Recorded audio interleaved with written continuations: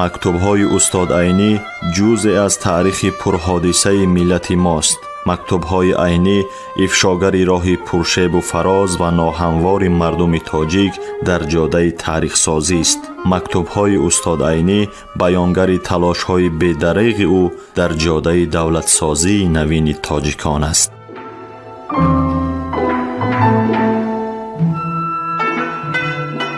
سامعان عزتمند، حالا شما از بخش خوانش ادبی مکتوب‌های استاد عینی را با نویسندگان و اندیشمندان همزمانش با چهره‌های علم و ادب تاجیک که در تهیه، تحریر، برگردانی و نشر آن کارمندان اینستیتوت زبان و ادبیات به نام رودکی اکادمی ملی علم‌های تاجیکستان، ادبیاتشناس انزورت ملکزاد و گلبهار عثمانова سهم گذارند. در قرائت هنرپیشه خلقی تاجیکستان نورالله عبداللهیف شنوید.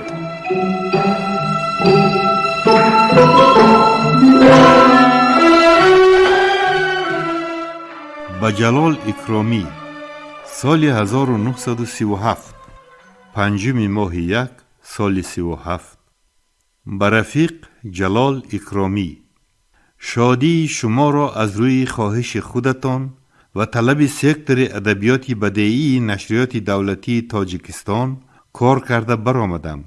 نقصان‌های را که از طرف خودتان درست کردن آنها لازم بود صحیفه به صحیفه هم در آخر کتاب قید کردم. اکنون وظیفه‌های شما اینهایند: شما اول اینکه اثر را یک بار دیگر خوانده قیدهای مرا با ملاحظه گیرید و جاهایی را که بعد از من با آنها عمل کردن می‌خواهید در دفترچه علاهیده تان قید کنید تا که فراموش نشود. این را برای آن نوشتم که من در حاشیه کتابی از مسکو چی آوردیتان کرده بودم. در دوباره نوشتن این کتاب به عمل نگذرانیدید. من گمان کردم شاید فراموش کرده باشید. دویم، پیش از آن که کار دوباره را سر کنید اثر را با قیدهای من در چیتکه عمومی نویسندگان، شاعران و ترجمانان مانید. برای دو کار: یکی این است که این مهنت من در دایره شما محدود شده نمی ماند و برادران دیگر هم فایده برند. دوم این که بالای ملاحظه من ملاحظه های رفیقان دیگر را هم ضم کرده گیرید و در وقت کار دوباره در نظر دارید تا که اثرهایتان باز هم مکمل تر شود. سیوم، در کار دوباره مساهله و شتابکاری نکنید. کار را هر وقت در اولی حوصله در وقت خوشی دماغ سر کنید. همین که حوصله گرفت به فردا گذارید و از دوباره سه باره ویران کرده از دیگر نوشتن صحیفه ها هم وقت و مهنت را دریغ ندارید. ممکن است که به گپ شما نویسندگان برای چیتک جمع نشوند و مساهله کاری کنند. در آن صورت مسئله را به رفیق مولانبیکوف فهمانده با یاری و فرمان آن کس همه را غون کنید. با سلام رفیقانه، عینی.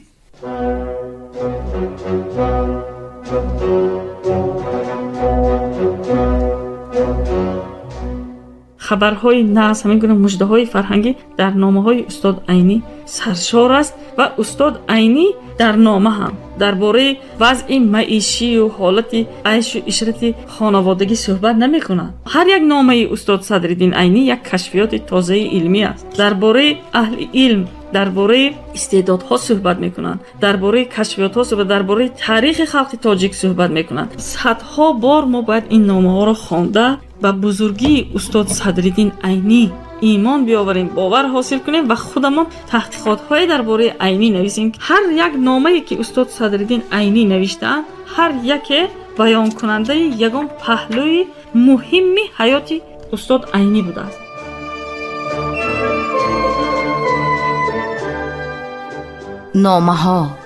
نامه های سرنوشت ساز و تاریخ ساز ملت.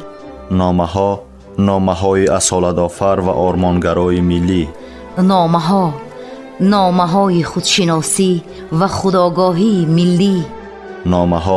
نامه های افتخار برانگیز و هویت سازی استاد بزرگ صدرالدین عینی.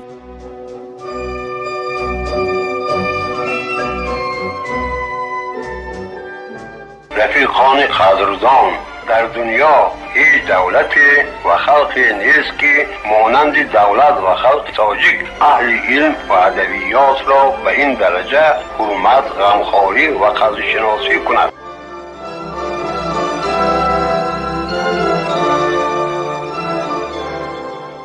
با ابوالقاسم لاهوتی، سمرقند، 17 ینوری سال 1937. رفیق شفیق محترم لاهوتی، سلام. من اول باید به شما از گزارش حالم نویسم. تیر ماه بعد از تمام کردن امارت خواستم برای آنها بروم. برای خوجند رفتن اول تاشکند رفتم. در آنجا 10 روز ماندم. بعد در 18 سپتامبر خوجند رفتم. در آنجا 10 روز مانده بودم که از استالیناباد مرا جغ زدند. به سمرقند برگشته چند روز مانده احوال خانه را سرانجام داده در 6 اکتبر استالیناباد رفتم. در آنجا تا 4 نوامبر ماندم. کاری که در آنجا کردم تشکیل همان رپورت بود که شاید دیده باشید. به سمرقند برگشتم. در راه شمال خورده بیمار شده 6 نوامبر به خانه آمدم. دکتر دید سخت گریپ شده بودم. بیرون روی را منع کرد. 15 روز خوابیدم. خیریت که در امارت نو ادای همه احتیاج در درون ممکن بود. گریپ گذشت، اما سستی دل و شوش باقی ماند. بنابراین دکتران مصلحت دادند که در روزهای سرما و باریش بیرون نبرایم. اینک در همین حال خانه نشین هستم. کارهایم هم آنقدر پیش نمی روند. پیشتر روز 12-14 ساعت کار میکرده باشم، حالا از 4 یا 5 ساعت زیاده کار کردنم ممکن نیست. با این همه کم قوتی نخواستم که در یادآوری پوشکین اشتراک نکرده مانم. یک پارچه شعر نوشتم. یک نسخه آن را به این مکتوب اما در کنورتی جداگانه به رفیقه بانو فرستاده ترجمه اشان را التماس کردم. از شما خواهشمندم که در وقت ترجمه برای ایضاح یاری می دادید و هم در نمره پوشکین لیتگازت چاپش را تأمین می کردید. اکنون از احوال خانه نویسم. مادر خالده صحتی تمام ندارد، اما بچگان امسال بیمار نشدند و به مکتبشان دوام می کنند. لطفیه که هنوز به سن مکتبی نرسیده است، لیکن از قلم و کاغذ جدا نمی شود و مندرجه های بعضی حکایت های را که برادر و خواهرش می خوانند از بر کرده است و به من نقل هم می کند. دیروز یک واقعه عجیب شد. باید در خاطر داشته باشد که شما سالی گذشته از قریم به نام خالده یک مکتوب نوشته و وی یاری مسشاهی را فرستاده بودید. وقتی که من آن مکتوب را خواندم، نام لطفیه را هم همراه کرده بودم. طبیعی او هم برابر خالده و کمال خرسند شده بود. دیروز 16 ینور خاله بچه اینها که سواد عربی هم دارد آن خط را از درون چیزهای خالده گرفته خوانده است. لطفیه شنیده است. پیش من آمد. در حالتی که در چشمانش آب چرخ میزد و مکتوب هم در دستش بود پرسید: این خط عمک لاهوتی است؟ از دستش گرفته و جواب دادم: ها، مکتوب عمک لاهوتی است. پارسال شما در وقت خواندنتان این خط را به نام من هم خوانده بودید. حالا منیره نام تو در اینجا نیست میگوید. نامت هست گفتم و به طرزی که به او نفهماندم با قلم خود نام او را هم نوشتم. کنی در کجاست؟ نشان دهید. من آن نوشته خود را نشان دادم، لیکن قریب بود که آبدوز رفتم، زیرا رنگ سیاهی شما سبز و از من بنفش بود. اعتراض کرد: چرا جاهای دیگری خط زنگار است و از آن نام من بنفش؟ نام تو را با سیاهی بنفش که خیلی اعلاست نوشتند. به این جواب من آنقدر قناعت نکردنش از چهرهش روشن بود. با وجود این خط را از دست من پس گرفته حالا دروغ منیره را برویش میزنم گویان به خانه خودهاشان دوید. آخر این هم سال 5 را پر کرده از سال 6 با ماه 9 قدم ماند. بسیار چیزها را میفهمد. دلیر و عطیه را میبوسم، اما نمیدانم که سوم دارند یا نه.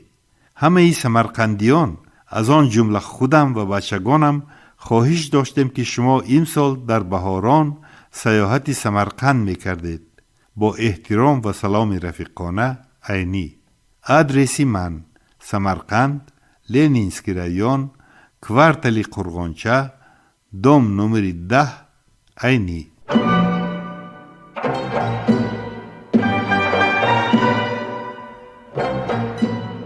سامعان عزتمند، یادرس می‌شویم که شما از بخش خوانش ادبی مکتوب‌های استاد عینی را با شخصیت‌های بزرگ زمانش که دارای اهمیت مخصوص علمی و ادبی‌اند در قرائت هنرپیشه خلقی تاجیکستان نورالله عبداللهیف از رادیوی فرهنگ شنیدید.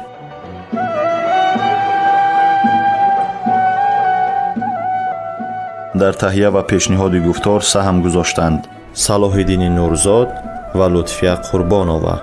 انجام خوانش ادبی شاد و مسرور باشد.